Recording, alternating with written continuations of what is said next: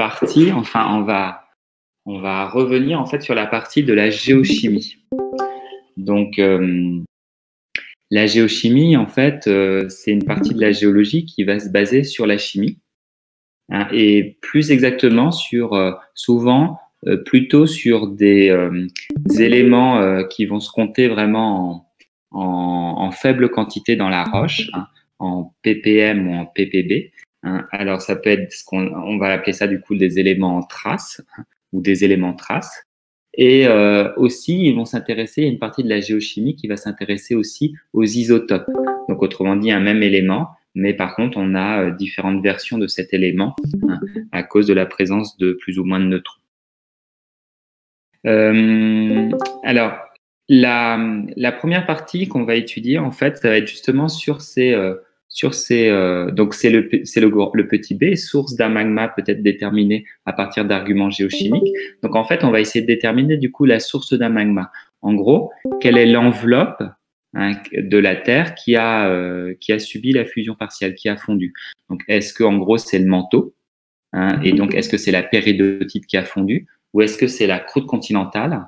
Et donc en gros, ce serait une roche qui aurait l'équivalent d'un paragneiss, ou d'un granitoïde, quoi, puisque c'est à peu près la composition moyenne de la croûte continentale.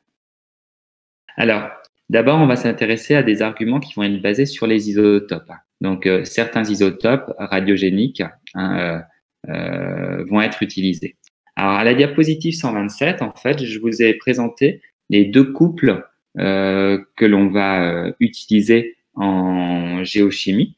Donc, on a le rubidium, dont l'isotope 97 est un isotope qui est radioactif. Il est instable et du coup, il se désintègre et il donne en fait un autre élément qu'on appelle le strontium 87. Et ce strontium 87, du coup, c'est ce qu'on appelle l'élément radiogénique. Radiogénique qui est né de la radioactivité. Donc, l'élément radioactif, c'est l'élément père qui donne l'élément fils, l'élément radiogénique.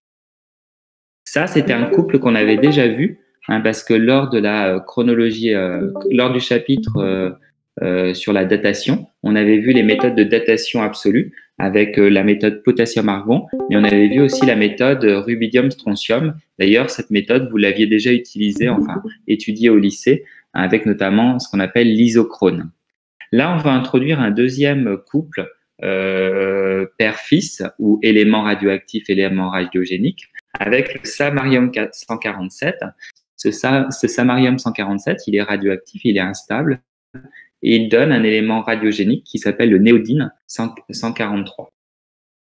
Alors, pour déterminer en fait c'est comment la quantité d'isotopes, par exemple le rubidium 87 ou le strontium 87, le samarium 147 ou le néodyme 143, et ben on utilise un outil qui s'appelle le spectromètre de masse, dont vous avez ici un schéma du principe de fonctionnement. En gros, les isotopes vont être projetés dans un champ électrique et magnétique. Et en gros, ce qu'il faut comprendre, c'est que ils vont être mis en rotation. Ils vont tourner comme ça. Et en gros, donc on va les projeter et ils vont subir une sorte de virage. Et quand vous êtes dans une voiture et que vous êtes plus gros, hein, dans un virage, vous avez tendance par la force centrifuge à être projeté plus vers l'extérieur. Et donc, c'est ce qui se passe ici. Hein, quand on regarde le schéma, l'isotope 84 du strontium est resté plus à l'intérieur de la courbe que le strontium 88, qui était du coup beaucoup plus lourd. Donc, du coup, on va pouvoir séparer ainsi avec cet outil-là les différents isotopes d'un élément. Et du coup, après, on a des capteurs qui vont mesurer leur quantité. Alors, en réalité, c'est très difficile d'obtenir des quantités en valeur absolue, hein, sur un spectromètre de masse. Donc, du coup, ce que les physiciens utilisent, c'est qu'ils vont donner des rapports, des quantités relatives. Hein. Donc, ici, on ne prend pas n'importe quoi pour faire le rapport. En fait, notre référence, celui qui va être du coup en dessous de la fraction, hein, donc en dénominateur, par exemple, si on mesure le strontium, le couple strontium-rubidium, on va prendre le strontium 86. Alors, pourquoi on prend celui-ci? Alors, c'est intéressant parce que celui-ci, en fait, il n'est pas radioactif. Donc, au cours du temps, il ne va pas disparaître, mais il n'est pas non plus radiogénique. C'est-à-dire qu'il n'y a pas un élément radioactif qui le produit. Donc, s'il n'est pas désintégré et s'il n'est pas produit, ça veut dire que sa quantité dans une roche, au cours du temps, elle ne va pas évoluer, elle va rester fixe. Donc, notre référence ici, en fait, c'est une constante, entre guillemets, pour une roche donnée ou pour un minéral. Donc, on va mesurer comme ça le rapport strontium 87 sur strontium 86. Et pour le néodyme, on va faire pareil, on va utiliser l'isotope 144, qui est un isotope qui est lui aussi stable, non radioactif, et qui n'est pas non plus radiogénique, c'est-à-dire qui n'est pas produit par une désintégration d'un élément instable, d'un élément radioactif. Donc, on va mesurer dans ces techniques-là, en fait, des rapports et non pas des quantités absolues. Alors, pour diapositive du coup 128, donc là, on va revoir un petit peu ce qu'on avait vu dans le premier chapitre, à savoir la droite isochrone. En fait, il y a une chose qui est très importante à savoir, c'est que quand on est dans des éléments qui sont lourds, alors on voit bien, puisque là, si je reviens à la diapositive précédente, on voit bien que les numéros atomiques de ces éléments, ils sont élevés, 87, 147, 143. Donc, c'est tout ça des éléments qui sont des éléments lourds. Et quand on a affaire à des éléments lourds, il n'y aura pas, pendant les processus géologiques, pendant par exemple une fusion ou une cristallisation, il n'y aura pas en fait de fractionnement, de tri géochimique. C'est-à-dire en gros que si vous avez par exemple, je dis n'importe quoi, un rapport de 1 strontium 87 pour 2 strontium 86, et quand vous allez par exemple faire fondre dans le liquide, vous aurez toujours ce rapport 1,2. Et dans l'aristide, il y aura toujours un rapport 1,2. Si vous faites en cristallisation, si vous avez un liquide et que vous avez un rapport comme ça, 1,2 entre le strontium 87 et le strontium 86, quand vous allez cristalliser, dans les cristaux, il y aura encore ce rapport 1,2. Et il y aura aussi, idem, un rapport 1,2 dans le liquide qui va rester, dans le liquide résiduel. Donc, pas de fractionnement pour les isotopes d'un élément lourd, notamment, par exemple, comme le strontium. Alors, ici, dans ce cas-là, on a pris le cas, finalement. Alors, je vais considérer le cas qui n'est pas entre parenthèses. Je vais considérer, par exemple, un magma qui cristallise, qui se solidifie et qui va donner deux minéraux, un minéraux bleu et un minéraux rouge. Quand ce magma cristallise, se solidifie, il a un rapport donné, strontium 87 sur strontium 86, ce que je vais appeler le rapport strontium. Il a un rapport donné. Et à ce moment-là, quand il y a la cristallisation de ces deux minéraux, minéraux bleus et minéraux rouges, ces minéraux vont avoir exactement le même, finalement, rapport que le magma. Donc, en gros, ces minéraux, ils vont enregistrer, entre guillemets, ce rapport qu'on va qualifier de rapport initial. Par contre, on voit bien que sur mon axe, par rapport à mon axe des abscisses, mon minéral vert, il n'est pas au même. Donc, c'est pour ça, excusez-moi, que mes deux points, donc mon point bleu et mon point rouge, donc je suis à la diapositive 128, et puis j'ai considéré un cas intermédiaire, mon point violet, ils sont tous au niveau d'une même ordonnée, donc qui est en fin de compte le rapport initial, puisqu'il n'y a pas ce fractionnement. Donc par exemple, si on imagine que ce serait 0,5, donc 1 strontium 87 pour 2 strontium 86 dans le magma, et quand les minéraux cristallisent, ils vont aussi avoir ce rapport 1,2, 1 sur 2, donc 0,5. Par contre, les minéraux vont pouvoir intégrer plus ou moins de rubidium. Donc, par exemple, là, on a un minéral rouge qui a intégré beaucoup de rubidium dans son réseau cristallin, alors que le minéral bleu, lui, il a intégré peu de rubidium, parce que tout simplement, son réseau cristallin ne permet pas de faire de la place pour ce rubidium. Donc, du coup, nos minéraux, là, bleu, rouge et aussi le violet, qui a une position intermédiaire, ne vont pas avoir le même abscisse. Donc là, on a des minéraux qui seront riches en rubidium, et d'autres, le rouge, et d'autres, un autre minéral qui sera pauvre en rubidium, et donc, du coup, il se place plus proche, du coup, de l'origine. Il a une abscisse qui est plus faible. Est-ce qu'il y a des questions sur ça? Alors, là, on est au moment, du coup, de la solidification du magma. On peut imaginer qu'on est il y a plusieurs centaines de millions d'années. Jusqu'à l'époque actuelle, du coup, il y a du temps qui s'est écoulé. Ça veut dire qu'il y a eu des désintégrations. Je passe à la diapositive 129. Donc, le rubidium qui était dans les minéraux, va se désintégrer pour donner du coup du strontium 87. Donc, ça veut dire que du coup, mon rapport strontium 87 sur strontium 86, comme la quantité de strontium 86 ne bouge pas, puisqu'il n'est ni radioactif ni radiogénique, et comme le rubidium se désintègre en strontium 87, du coup, le rapport strontium 87 sur strontium 86 va augmenter. Alors, il va augmenter alors que le rapport rubidium sur strontium, donc rubidium 87 sur strontium 86, lui, puisque le rubidium se désintègre, ce rapport va diminuer. Donc, du coup, mes points, ils vont se déplacer comme ça. Ils vont se déplacer, on pourrait dire, en nord-ouest, si je considère que le nord est en haut. Et donc, en gros, ils vont se déplacer, bien évidemment, avec, de façon importante s'ils avaient beaucoup de rubidium et de façon moins importante s'ils avaient peu de rubidium. Donc, en gros, leur déplacement va être proportionnel à leur quantité de rubidium qui avait été intégrée au moment de leur cristallisation. Et du coup, vous voyez bien que l'alignement de mes points, je passe à la diapositive 130, s'incline. Donc, on a une droite, ma droite s'incline, et cette droite, ça s'appelle l'isochrone.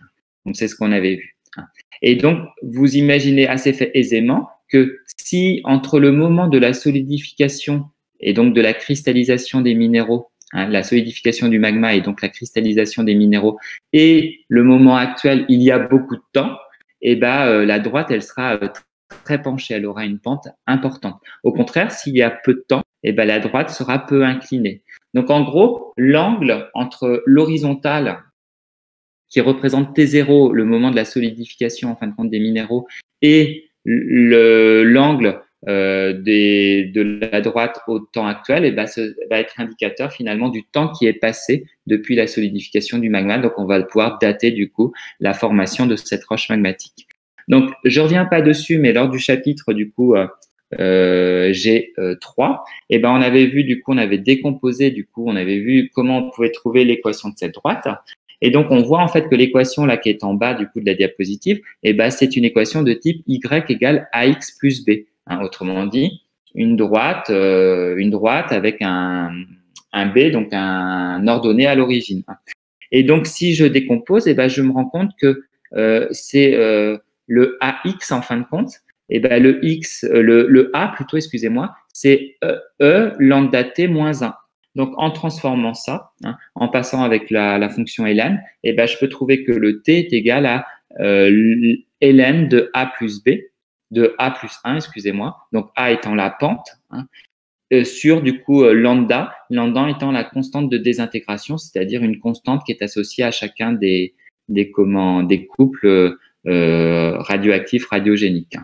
Des couples. Donc ici, sur la diapositive 127, vous aviez ici la période, le lambda, ce serait l'inverse de cette période.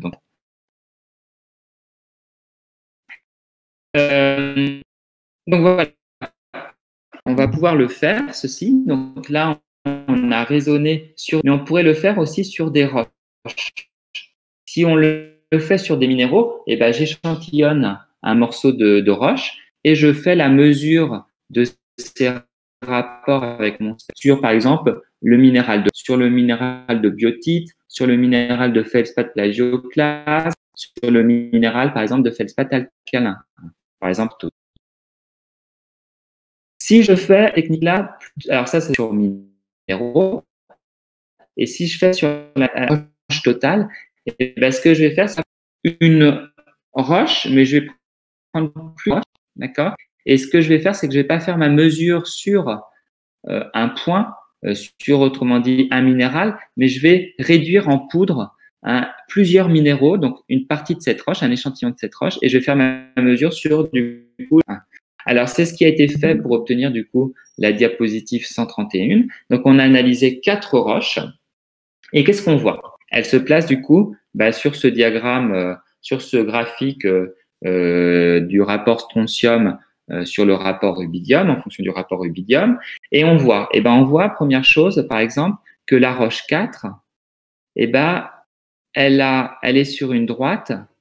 Hein, on pourrait déterminer son rapport initial, et le rapport initial est le même que la roche 1 ou que la roche 2. Ça veut dire que la roche 1 et la roche 2 et la roche 4, en fait, ont le même rapport initial. Par contre, ils n'ont pas la même pente. Hein. On voit bien que les deux isochrones n'ont pas la même pente, donc elles n'ont pas le même âge. La roche 3, elle, on voit qu'elle est sur une isochrone qui a la même pente. Par contre, que la roche 1 et que la roche 2. Par contre, elles n'ont pas le même rapport initial. Donc, ça veut dire qu'elles sont de même âge, mais ne viennent pas du même magma. La roche 4, j'ai pas fini mon raisonnement, mais si on a le même rapport initial, on pourrait dire c'est le même magma, mais puisqu'on n'a pas le même âge, ça peut pas être du coup le même magma. Et enfin, les roches 1 et 2, on voit bien qu'elles sont sur la même isochrone, donc elles sont sur la même pente, hein. Il y a la même pente, donc du coup le même âge, et elles passent, on a le même rapport initial, donc du coup elles viennent du même magma. Donc ces roches-là, en gros, cette technique-là, elle va me permettre de dire, si j'ai deux roches qui sont sur la même isochrone, et si ces deux roches ont le même âge, on va pouvoir dire qu'elles sont cogénétiques. Ça veut dire en gros qu'elles proviennent du même magma. Est-ce qu'il y a des questions? Alors, pour cela, vous aviez un exercice du coup d'application. C'était l'exercice 5 sur, sur une zone qui se situe dans le massif central, hein, au nord du massif central, au niveau de Guéret, hein, dans la Creuse. Et donc, au niveau de Guéret, en fait, vous avez deux roches qui nous intéressent. Hein. Vous avez une roche qui est un granit, hein, le granit, pas d'Aubusson, je me rappelle plus, comment il s'appelle déjà? Le granit de Guéret, excusez-moi. Donc, vous avez le granit de Guéret, hein, qui est marqué, qui fait partie de l'ensemble des granitoïdes. Et vous avez en fait donc qui est ici. Et vous avez des migmatites, hein, qui s'appellent les migmatites du coup à cordierite d'Aubusson. Donc on avait mesuré sur différents minéraux, hein, donc on avait pris des mesures qui ont été obtenues sur différents minéraux, différents échantillons, hein, de ces deux massifs de roches, hein, le granit de Guéret et la migmatite d'Aubusson. Et on a mesuré du coup les rapports 87 rubidium sur 86 strontium et le rapport strontium 87 sur strontium 86, hein, pour ces deux roches. Donc, il fallait, première question, en utilisant la méthode rubidium-strontium, comparer l'âge du granit de Guéret et l'âge des migmatites d'Aubusson. Donc, il fallait tracer du coup avec un tableur ou à la main, comme vous voulez, l'isochrone. Et donc, du coup, on voyait bien effectivement que pour, par exemple, le granit, ici, je suis le granit de Guéret, tous mes points sont alignés et donc, du coup, on a une droite qui s'appelle isochrone. Et ici, avec mon tableur, je lui ai demandé, du coup, l'équation de la droite. D'ailleurs, je lui ai demandé aussi le R carré. Et je vois bien que on a un R carré qui est très, très proche de 1. Donc, ça veut dire qu'il y a vraiment un alignement important de mes points. Et j'obtiens une équation ici avec, du coup, un coefficient directeur qui est de 0,051.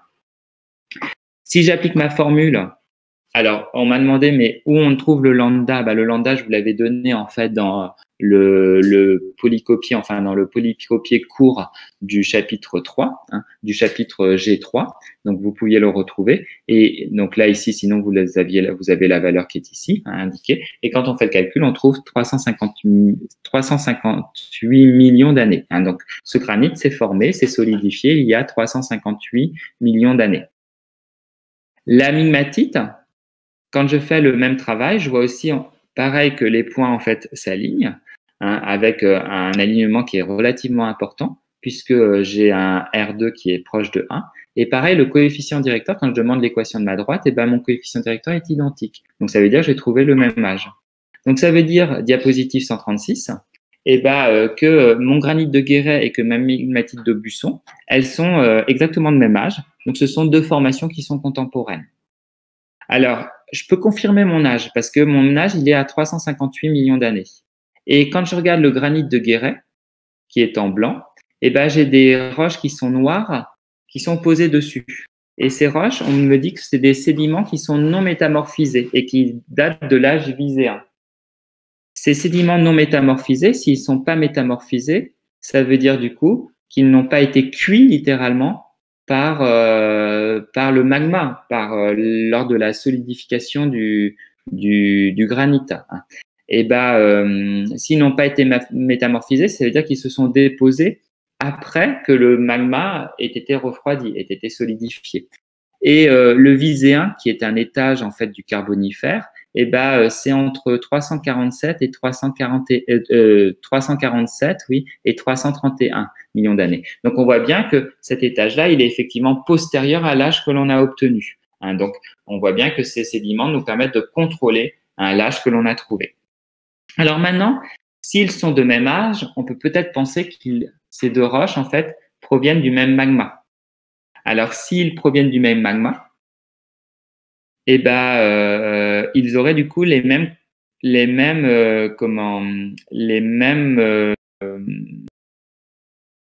rapports initiaux. Autrement dit, le même ordonnée à l'origine. Donc cette équation-là, en fait, vous pouviez la transformer. Si je veux l'ordonner à l'origine, il suffit de considérer que x est égal à 0.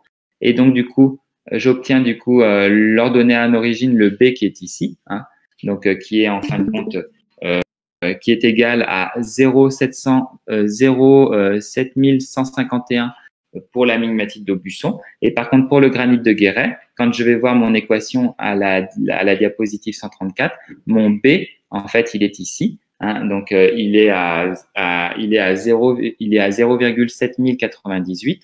Et on voit que mes deux rapports initiaux ne sont pas identiques. Donc, ça veut dire que forcément, ils ne viennent pas du même magma. Donc, ils sont certes de même âge, mais ils ne viennent pas du même magma. Donc, du coup, mes deux formations ne sont pas cogénétiques. Elles sont non congénétiques. Est-ce qu'il y a des questions sur cet exercice?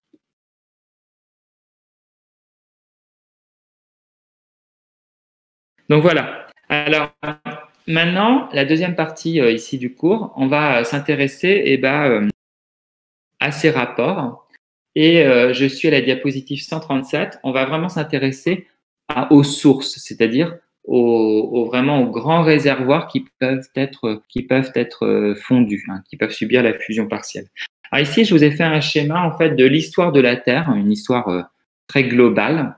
En fait, à l'origine, la Terre, elle n'était formée que d'un noyau et que d'un manteau. Ce manteau, d'ailleurs, je me suis trompé dans la diapositive, il faut que je l'appelle le manteau primitif et pas manteau inférieur. Donc, ici, diapositive 137. En fait, avant 3,2 giga-années, milliards d'années, autrement dit, avant une période qui s'appelle l'Archéen, j'avais au-dessus de la Terre, j'avais qu'une seule enveloppe qui s'appelait le manteau primitif. Et ce manteau primitif, au cours de l'Archéen, donc entre 3,2 et 2,5 giga-années, il a subi des épisodes de fusion partielle intenses qui ont du coup généré un liquide, et ce liquide, en fait, a formé, s'est solidifié et a donné, en fin de compte, la croûte continentale. Et du coup, cet épisode de fusion partielle, c'était bien un épisode partiel, donc pas total, donc ça veut dire qu'il y a eu une restite. Et la partie qui a fondu, c'est essentiellement la partie superficielle du manteau primitif, et c'est ce qu'on a. Et du coup, ce manteau qui a été appauvri, dont on a extrait finalement la croûte continentale, a donné du coup le manteau supérieur. Donc là, sur cette diapositive-là, il faut bien avoir conscience que quand on parle du manteau primitif, ça veut dire qu'on parle en fait en réalité d'un ensemble qui comprendrait le manteau inférieur, le manteau supérieur et la croûte continentale. Donc autrement dit, à un moment donné où on n'a pas de différenciation, en fait, où on n'a pas encore différencié la croûte continentale et donc le manteau supérieur et le manteau inférieur. Donc le manteau primitif, c'est ce qui existait du coup au début de l'histoire de la Terre. Et ce manteau primitif, à un moment donné, il se différencie par un épisode de fusion partielle, enfin de de plein de fusions partielles, de fusions partielles très rapprochées, et il se différencie en manteau inférieur qui reste intact. Donc, autrement dit, on n'a rien extrait de ce manteau inférieur, il n'a pas subi de fusion partielle, donc il est resté comme le solide initial, entre guillemets. Et au-dessus, on a une partie de ce manteau primitif qui a subi une fusion, et l'arestite, donc ce solide qui a perdu des éléments qu'on a extraits pour donner la croûte continentale, ce sera le manteau supérieur. Et le liquide qui se sera solidifié donnera la croûte continentale. Est-ce qu'il y a des questions sur cette histoire? Donc maintenant, vous comprenez deux notions qui sont importantes. C'est que quand on parle de manteau inférieur, on parle souvent de manteau intact parce qu'en fait, on n'a pas extrait des éléments pour donner la croûte continentale comme le manteau supérieur. Alors que le manteau supérieur, on parle de manteau appauvri puisque lui, il a perdu des éléments qui sont partis du coup dans la formation de la croûte continentale. Donc vous comprenez maintenant les mots de manteau intact et de manteau appauvri. Alors, si je reviens ici, puisque j'ai fait un épisode de fusion partielle, forcément, ce qui est parti dans le liquide, ce sont les éléments les plus incompatibles. Et ce qui est resté dans la restite, autrement dit dans le manteau supérieur, ce sont les éléments qui sont plutôt compatibles.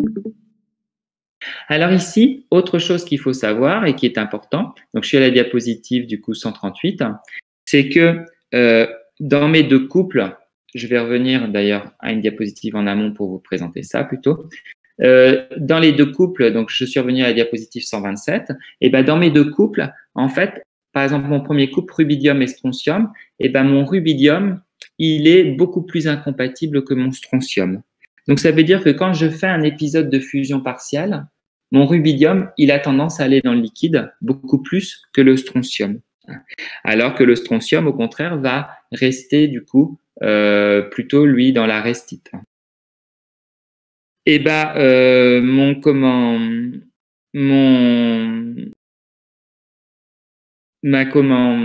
mon couple samarium-néodyne, lui, au contraire, c'est le néodyne qui est plus incompatible que le samarium. Donc, ce sera rigoureusement, du coup, l'inverse.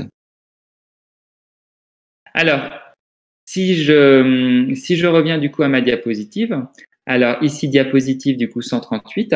Donc là, j'ai remis, du coup, que le rubidium est plus incompatible que le strontium. Et vous voyez bien qu'en axe des abscisses, j'ai mis le temps. Je suis parti de moins 4,5 giga-années, qui est en fin de compte la formation de la Terre, l'âge de la Terre, jusqu'à 0, qui est du coup la période actuelle. J'ai considéré le manteau.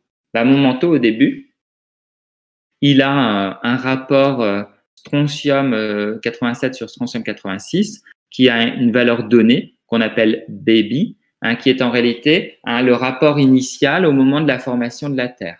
Comment on a pu le déduire, ce baby? On a été voir en fait dans les météorites et notamment dans les chondrites.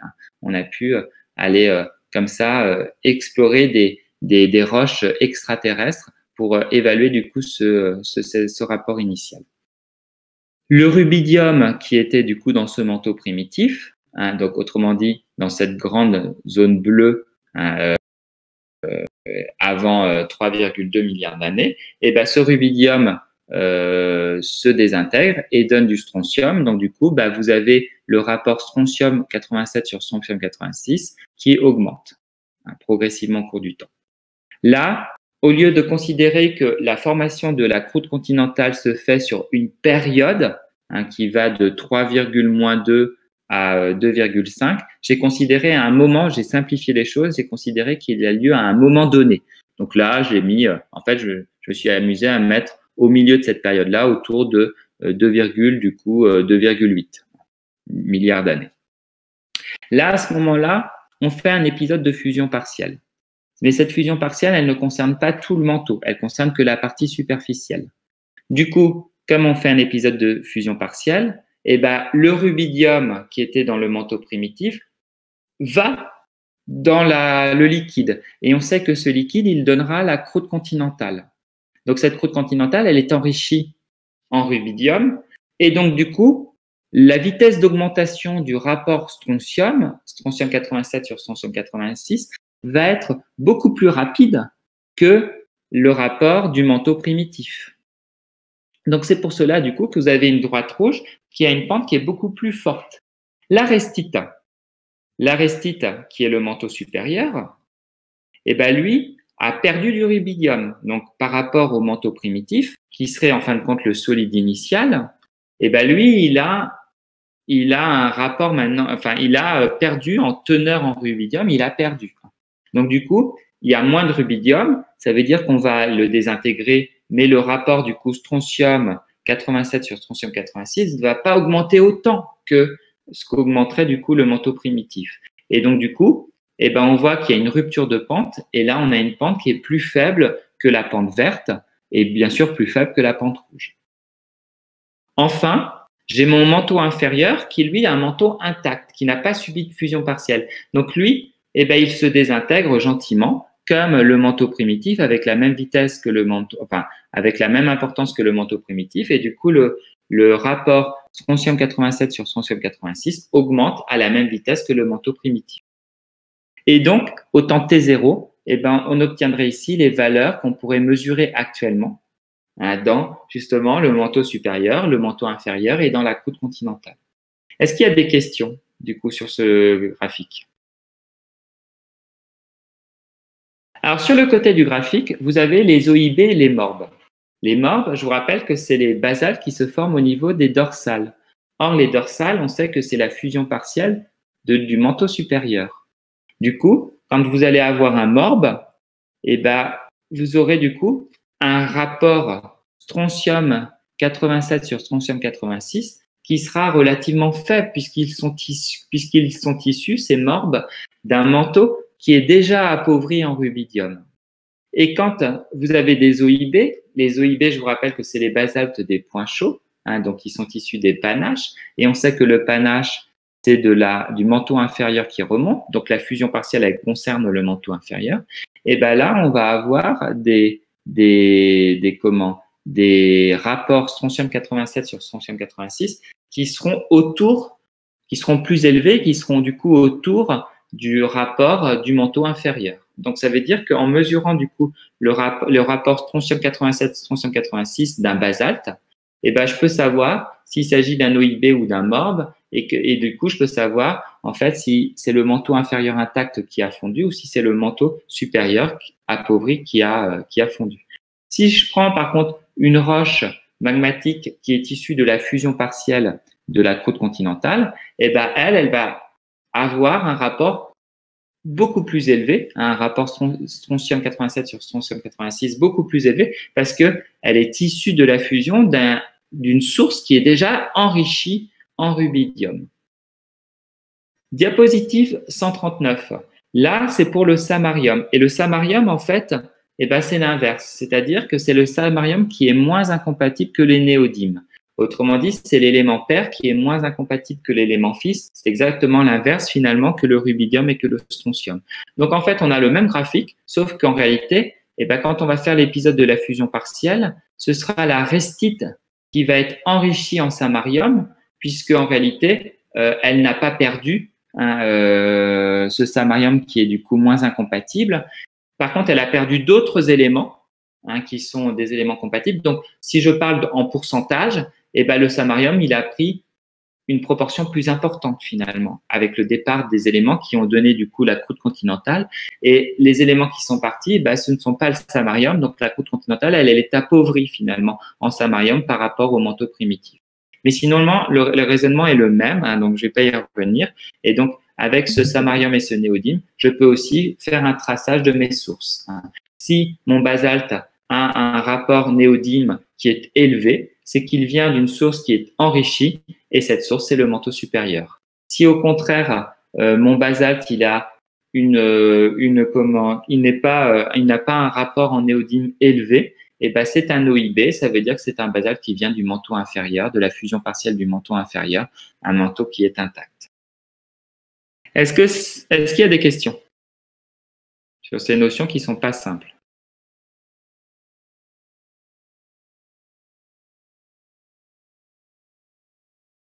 Alors, dernière petite chose, c'est que, en fait, les graphiques que l'on va exploiter, Alors, je vous rassure, hein, ces notions-là, elles sortent peu au concours, en tout cas, gros veto, parce que ce sont vraiment des notions qui sont compliquées. Donc, elles font l'objet pas d'un exercice total, hein, mais elles font plutôt l'objet d'une question, par exemple. Donc, c'est pas ce qui sort quand ils interrogent sur le magmatisme, c'est pas ce qui sort en priorité dans l'étude de documents. En tout cas, les sujets reposent pas sur ces notions-là intégralement. Ce seront vraiment les dernières questions, les questions les plus difficiles. Alors, dernière chose, quand on va étudier ces documents-là, souvent, il y a une normalisation faite des rapports. Quand on mesure en fait un rapport dans une roche, les géologues vont procéder à une normalisation. En fait, ils vont diviser ça par rapport à une référence. Et souvent, la référence, c'est la chondrite. Donc, en gros, les chondrites, hein, pour vous rappeler ici, on avait vu cette diapositive-là lors du premier chapitre de géologie. En fait, au départ, il y avait un nuage de poussière et de gaz, le nuage interstellaire, et ces petites particules, cette matière, s'est accrétée, s'est réunie en des objets de plus en plus gros. Et ces objets de plus en plus gros, on dit que ce sont des objets qui sont non différenciés. Et ces objets, ils ont pu se rentrer en collision et se fragmenter, et ça a donné des météorites non différenciées qu'on appelle les chondrites.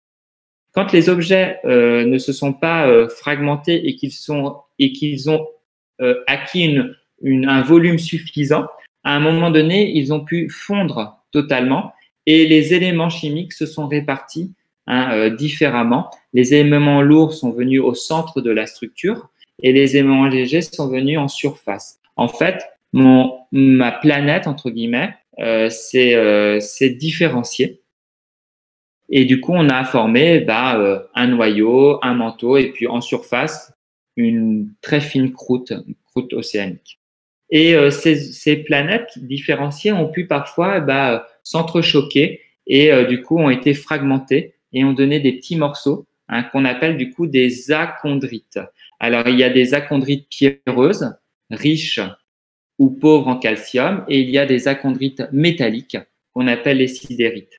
Et on avait vu en fait lors du premier chapitre que les achondrites riches en calcium, ils ont vraiment la composition de la croûte terrestre, alors que les achondrites pauvres en calcium, ils ont une composition similaire au manteau, à la péridotite, et que les sidérites, et on partait du principe que les chondrites avaient la composition de la Terre globale, et du coup on avait dit les sidérites, les météorites qui avaient la composition métallique, devaient avoir la composition du noyau.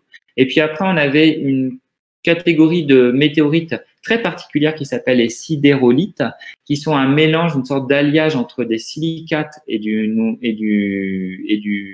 métal, un alliage de fer et de nickel. Ces sidérolites, ça devrait être l'interface entre le noyau et le manteau, autrement dit la couche des secondes. Nous, on va se servir comme référence de la chondrite. Ces chondrites, en fait, elles ont la composition de la Terre globale. Et donc, j'en viens à ce graphique-là, le graphique du coup qui était à l'exercice 3. Et ce graphique, en fait, ici, on vous a mis en ordonnée les rapports en néodyne que l'on peut mesurer dans les objets. Donc, néodyne 143, néodyne 144. Et ici, en abscisse, les rapports strontium 87 sur strontium 86. Ici, le point qui est nommé BCE, en fait, c'est la mesure qui va servir de référence. Ça veut dire qu'en gros, ce seraient les mesures que l'on aurait mesurées dans une chondrite. Autrement dit, ce serait la mesure qui serait l'équivalent de la Terre dans sa globalité, dans sa totalité. Et on voit que globalement, mes roches, elles se répartissent dans 2 cadrans, des 4 cadrans. Donc là, j'ai fait passer du coup 2 segments, un vertical et un horizontal, et ça me définit du coup 4 cadrans. Un cadran, si vous voulez, nord-ouest, nord-est, sud-ouest et sud-est. Et du coup, on voit bien que mes roches, en fin de compte, se répartissent essentiellement dans 2 cadrans, un cadran nord-ouest et un cadran sud-est. Si je regarde en fait mes morbes, c'est-à-dire les basaltes qui sont qui se forment au niveau des dorsales, ils sont représentés par ces espèces de petites vaguelettes. On voit que les morbes, en fait, ils sont vraiment dans un cadran nord-ouest. Autrement dit, il montre finalement un rapport en néodyme qui est plus élevé que les chondrites, hein, puisque les chondrites seraient à ce niveau-là autour, si je fais une lecture, je serais autour de pas loin de 0,5127, non pas 27, j'ai 4, on va dire 24, 2, 6. Ouais, on serait autour de pas très loin de 5120, 125, un petit peu plus, hein. Donc on serait là. Bon, nos morbes ont un rapport qui serait beaucoup plus élevé. Et par contre, par rapport au rapport en strontium des chondrites, autrement dit de la Terre globale, bah, les morbes, elles ont un rapport beaucoup plus faible. Ça veut dire que la source des morbes, eh ben, c'est une source forcément qui doit être pauvre en rubidium, puisque le rapport en strontium est faible, en tout cas est plus pauvre en rubidium que les chondrites, donc que la Terre globale, donc que le manteau primitif. Et par contre, elle doit être plus riche en samarium. Or, qu'est-ce qu'on a vu tout à l'heure ici? Eh ben, c'est que si je veux une source qui soit pauvre en rubidium, eh ben, le beau candidat, c'est le manteau supérieur. Et si je veux ici une source pour le samarium qui soit riche en samarium, ben, le meilleur candidat, c'est aussi le manteau supérieur. Donc ici, la position de ces morbes ici, ça nous indique en fait que ma source, elle doit être pauvre en rubidium et riche en samarium. Comme je sais que le rubidium, c'est un élément qui est incompatible, et que le samarium, à l'inverse du samarium, c'est que ma roche, elle doit être issue d'une source qui a subi la fusion partielle et qui est la restite de cette fusion partielle. En fait, que cette source, en réalité, c'est le manteau supérieur. Donc ici, à travers ceci, à travers mes rapports en néodyne et en strontium, je peux redémontrer de nouveau que mon morbe, sa source, c'est le manteau supérieur. D'ailleurs, une confirmation, c'est qu'on voit ici qu'ils nous ont mis un petit quadrillé, un petit damier, et ils ont écrit DM, et c'est pour Dipple Mantle. En fait, c'est pour le manteau qui est appauvri. Donc ici, en fait, on est au niveau de ce pôle-là, hein, c'est-à-dire les roches qui se rapprochent de ce pôle-là, c'est des roches qui ont été formées par le manteau appauvri. À l'inverse, si j'avais des leucogranites, vous n'en avez pas ici, mais les leucogranites, ils seraient carrément dans le cadran du sud-est. C'est-à-dire qu'ils auraient des rapports en strontium très élevés et des rapports en néodyme très bas. Ça veut dire quoi? Ça veut dire qu'un leucogranite, forcément, il est issu d'une source qui doit être très riche en rubidium et très pauvre en samarium. Or, on sait que le rubidium, c'est incompatible, et à l'inverse du samarium, ça veut dire que du coup, lui, la source des leucogranites, ça doit être une source qui doit être enrichie en rubidium et appauvrie en samarium, et donc plutôt le liquide de cette fusion partielle. Donc le bon candidat, si je reviens là, quelle est ma source qui est riche, qui est enrichie en rubidium? C'est la croûte continentale. Appauvri en samarium, c'est toujours la croûte continentale. Donc, en gros, les leucogranites, ils sont issus d'une fusion de la croûte continentale. Et donc, ces roches, pour représenter ce pôle croûte continentale, ils nous ont mis un petit rectangle avec des points. Donc, quand les roches auront des signatures qui seront dans cette zone-là, hein, vers cette zone-là, ça veut dire que on a affaire du coup à la fusion. On a des roches dont la source, c'est la croûte continentale. Autrement dit, c'est la croûte continentale qui subit la fusion partielle pour donner les liquides à l'origine de ces roches. Enfin, quand je prends les OIB, les OIB, c'est un petit peu plus compliqué. Hein. On a certains OIB qui, clairement, hein, comme par exemple ici au niveau des OIB, alors c'est pas tout à fait des OIB, c'est des OPB, puisque les Kerguelen, c'est pas des îles océaniques, mais c'est un plateau océanique. Hein. Donc, ça veut dire que ça correspond à la fusion paroxysmique d'un panache et non pas d'une activité basale, là, on est vraiment autour du BCE. Hein. Donc, autrement dit, on a une signature qui est similaire à celle des chondrites, donc similaire à la Terre globale, donc similaire, en fait, au manteau primitif. Donc là, il faut trouver une source qui n'est ni particulièrement appauvrie, ni particulièrement enrichie en samarium et en rubidium. Celle qui, du coup, n'a pas subi d'extraction pas subi de fusion partielle, et ben c'est le manteau inférieur, donc méso-IB, donc autrement dit, et aussi méso-PB, donc les basaltes que l'on trouve au niveau des traps, des plateaux océaniques, des îles océaniques, au niveau des points chauds, et qui sont le résultat du fonctionnement d'un panache. Et ben un panache, c'est la fusion partielle de péridotites, mais de péridotites qui viennent du manteau intact, du manteau inférieur. Alors pourquoi les OIB c'est un petit peu plus compliqué? Parce qu'on voit que par exemple quand on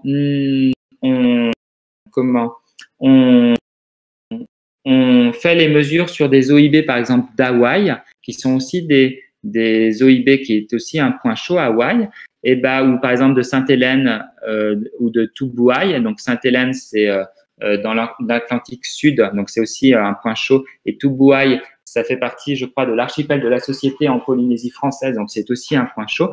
Et là, on s'écarte du BCE et on se rapproche. On voit même qu'on a même des signatures de morbe. Et là, comment on les interprète? On pense que c'est la fusion partielle d'un manteau inférieur intact, mais qui a été contaminé par en fait des lithosphères océaniques subduites. C'est-à-dire que vous savez bien qu'il y a la subduction qui plonge, c'est une lithosphère océanique, donc une lithosphère qui contient du manteau lithosphérique, donc du manteau supérieur, qui a été appauvri. Et ce manteau, il est capable d'aller jusque dans le manteau inférieur. On avait vu ça avec le modèle à une seule couche. Et du coup, se retrouver à venir du coup contaminer des zones du manteau inférieur. Donc, ce manteau inférieur, il sera plus si intact que ça, puisqu'il aura récupéré du matériel qui aura été appauvri lors de l'extraction de la croûte continentale. Et donc, du coup, c'est pour cela que ces OIB-là, ils donnent une signature qui est un peu intermédiaire entre la signature des OIB, on pourrait dire, entre guillemets, parfaite, et des morbes. Et à l'inverse, j'en ai d'autres, comme par exemple la Société ou les Marquises, ou même certains OIB des Kerguelen. On voit bien que, eux, ils ont quand même tendance à avoir des signatures qui parfois tirent vont vers la croûte continentale.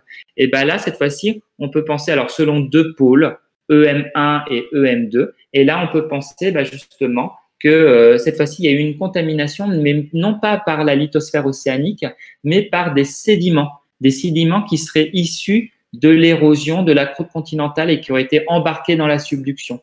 Alors, à ce moment-là, les zones de ce manteau vont se faire, entre guillemets, enrichir par ces sédiments qui contiennent beaucoup de rubidium et le corrélaire peu de samarium, et du coup qui vont donner une signature un peu intermédiaire entre des signatures de type fusion de croûte continentale et fusion de manteau inférieur intact.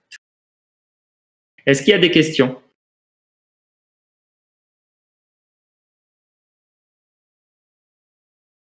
Vous m'entendez toujours? Oui. Ouais. Alors, justement, si je prends mon granit de Guéret et ma migmatite d'Aubusson, en fait, vous voyez bien que alors, je peux pas le placer totalement dans le cadran parce que là, il me faudrait mes rapports en néodyme et je les ai pas. Mais j'ai mes rapports en strontium. Et mon rapport en strontium, vous voyez bien qu'il est à 7098, donc il est très fort puisque là, vous voyez bien que mon document, en fin de compte, je suis à la diapositive toujours 141, il s'arrête à 7080, si on veut dire. Donc là, j'ai 7098. Donc si je devais le placer, il serait vraiment à droite de mon graphique, de mon diagramme. Donc on voit bien que le granit de Guéret, il a vraiment une signature comme les leucogranites.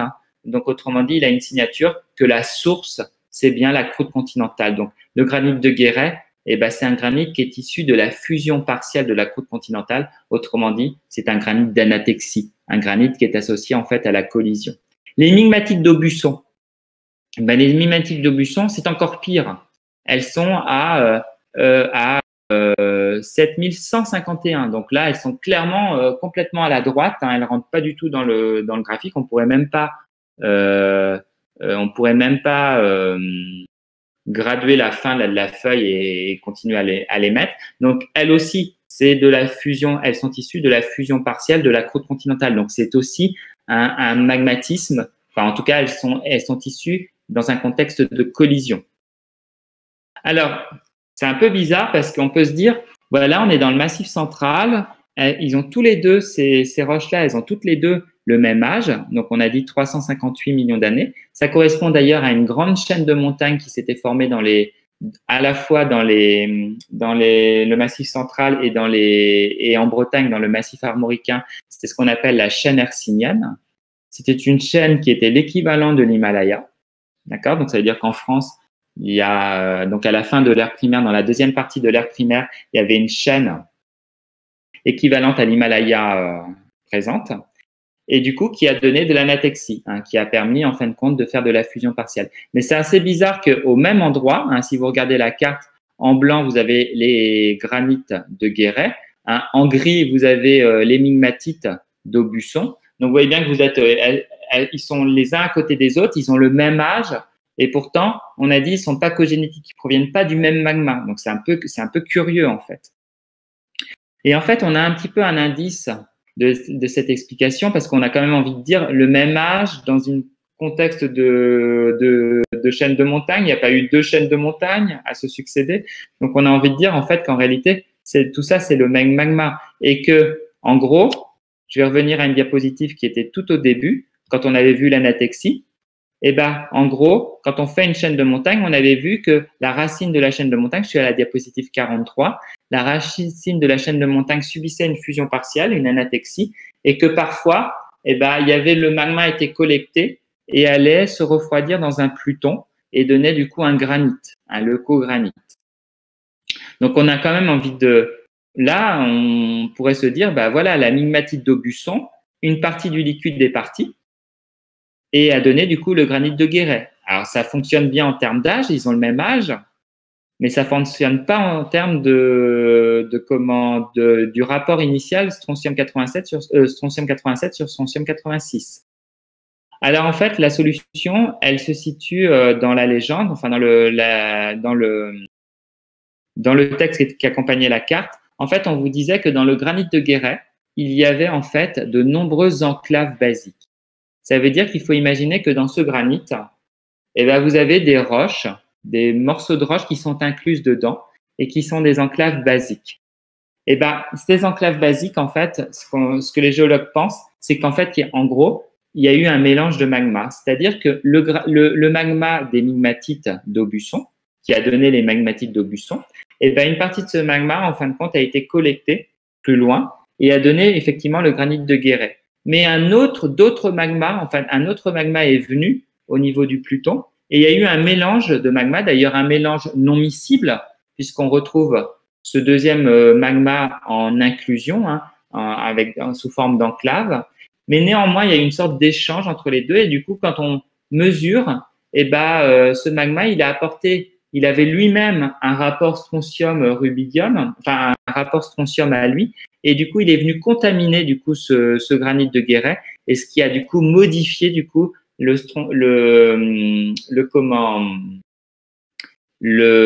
rapport initial strontium 87 sur strontium 86. D'accord? Donc, en gros, imaginez que vous avez un magma qui est avec un rapport 1 sur 2 et que vous additionnez un autre magma qui aurait un rapport 1 sur 1 pour le strontium 87 sur strontium 86 et que vous mélangez ces deux avec la même proportion, et ben, un magma qui aura un rapport non pas de 0,5, non pas de 1, mais de 0,75, c'est-à-dire un rapport initial qui sera entre les deux. Est-ce que j'ai été clair? Parce que là, je pense que c'était un peu compliqué. Est-ce qu'il y a des questions?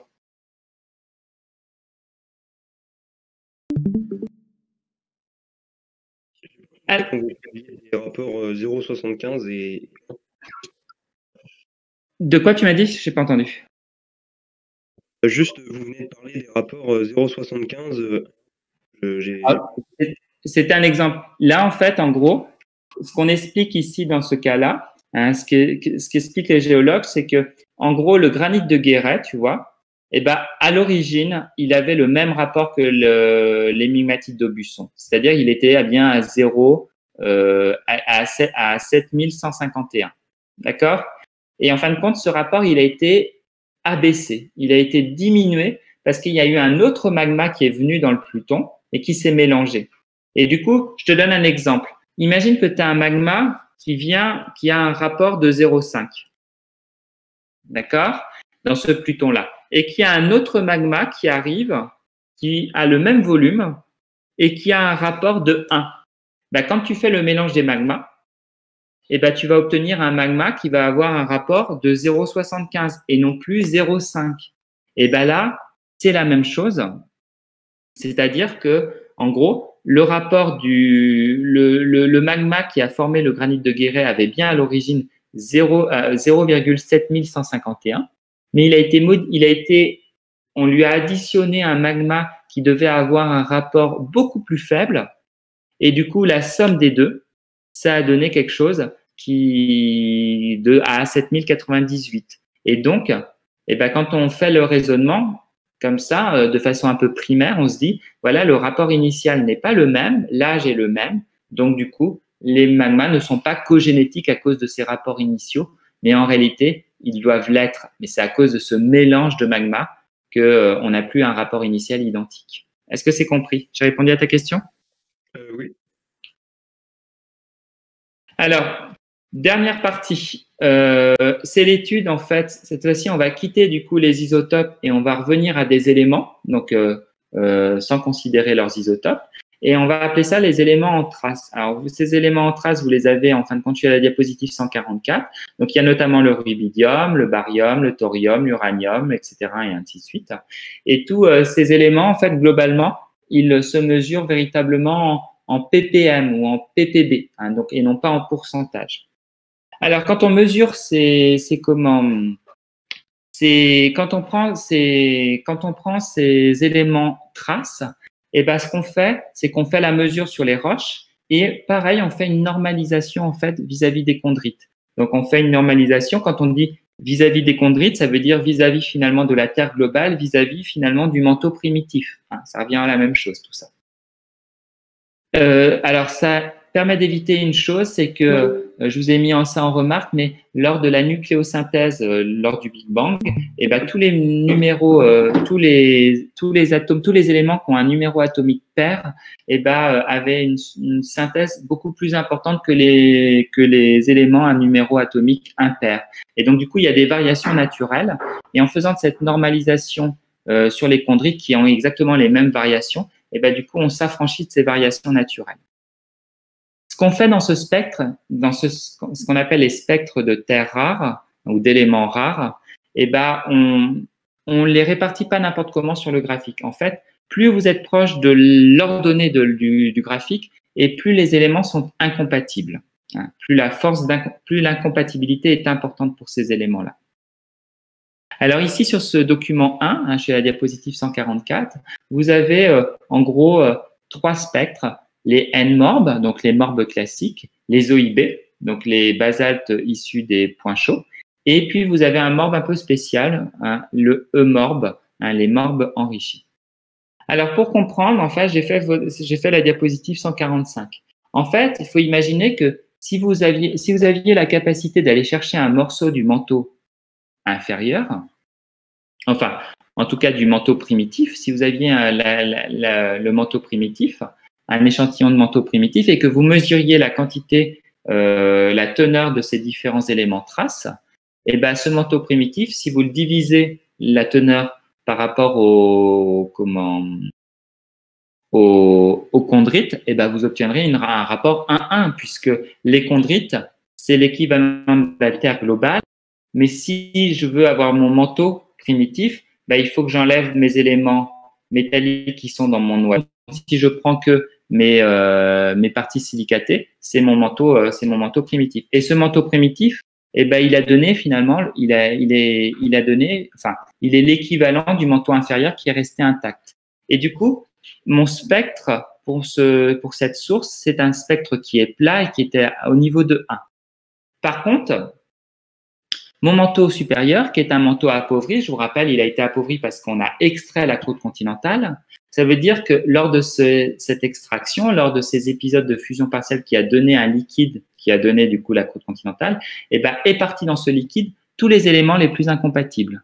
Donc du coup, ma source, elle a été appauvrie en éléments incompatibles et c'est pour cela que j'obtiens du coup une courbe bleue, un bleu foncé, qui se situe en dessous de 1, puisque forcément par rapport au manteau primitif, ce manteau, par rapport au manteau finalement inférieur, ce manteau supérieur, lui, il a perdu des éléments et d'autant plus qu'ils sont incompatibles. Donc, ça veut dire que, par exemple, si je prends mon élément rubidium, qui est le plus incompatible, il sera d'autant moins présent finalement dans ce manteau supérieur parce qu'il est d'autant plus parti finalement dans le liquide qui a donné la croûte continentale. Donc ici, quand vous êtes à 1 ou en dessous de 1, ça veut dire que vous avez des spectres de source. Maintenant, au-dessus de 1, vous allez avoir les spectres des liquides. Si je fais la fusion partielle du manteau primitif, je ne peux pas le faire puisqu'il a disparu, mais du manteau inférieur, qui est finalement un reste de ce manteau primitif. Comme j'ai un spectre qui est autour de 1, quand je vais faire une fusion partielle de ce manteau inférieur intact, les éléments vont partir dans le liquide et plus ils sont incompatibles et plus ils vont fortement partir dans le liquide. Donc du coup, par rapport à mon manteau primitif ou par rapport à mes chondrites, ça c'est la même chose, mon liquide, il va avoir un spectre qui va être au-dessus de 1 et qui va être décroissant puisque plus je vais aller vers la droite, plus mes éléments seront de moins en moins compatibles et plus ils auront été de moins en moins fortement dans le liquide. Pour le manteau appauvri, ce qui va se passer, c'est que quand je vais faire mon épisode de fusion partielle, je vais avoir un liquide qui va être lui aussi au-dessus de 1, puisqu'il va être enrichi en liquide, en éléments incompatibles, mais beaucoup plus pour les éléments très incompatibles que pour les éléments les moins incompatibles. Donc du coup, ma droite va se redresser un peu, elle va être au-dessus de 1, mais elle restera quand même néanmoins croissante, c'est-à-dire qu'il a tellement été appauvri par l'extraction en éléments très incompatibles par l'extraction de la croûte continentale, on n'arrivera pas à redresser, à obtenir une teneur plus importante que les éléments les moins incompatibles. Donc voilà, est-ce qu'il y a des questions sur cette diapositive 145? Donc là, vous voyez bien que vous avez les deux sources mantéliques, le spectre de la source manteau supérieur appauvri, de la source manteau inférieur intact, et vous avez les spectres des liquides qui seraient obtenus par la fusion partielle de ces deux sources. Le liquide issu de la fusion partielle du manteau appauvri et le liquide issu de la fusion partielle du manteau intact.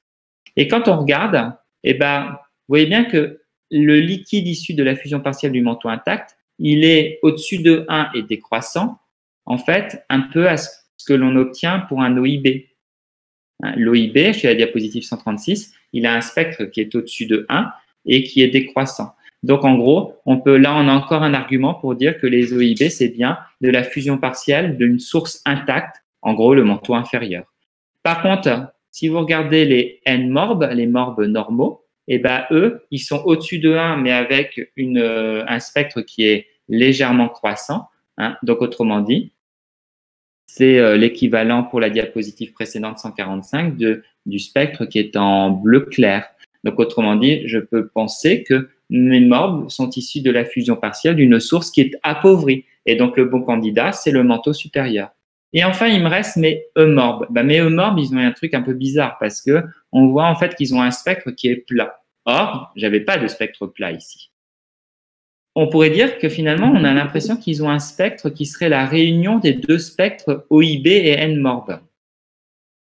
Comment faire? À ce moment-là, il faut imaginer, du coup, si je veux un spectre comme ça, violet, donc chez la diapositive 147, qui serait finalement un peu la réunion du spectre vert clair et bleu clair, et j'obtiens du coup le violet clair, il faut imaginer du coup une source qui serait du coup comme ceci, avec une source un peu intermédiaire. Ça n'existe pas. Et du coup, pour solutionner les choses, ce qu'on pense, c'est que ces I-morbes, ce serait la fusion partielle d'une source qui serait légèrement appauvrie. En réalité, ce serait la fusion partielle du manteau supérieur, mais qui serait enrichi par un magma qui viendrait de la fusion partielle du manteau inférieur. En fait, ces immortes, on les trouve où? On les trouve par exemple en Islande, quand en réalité, on a un panache qui est au niveau d'une dorsale.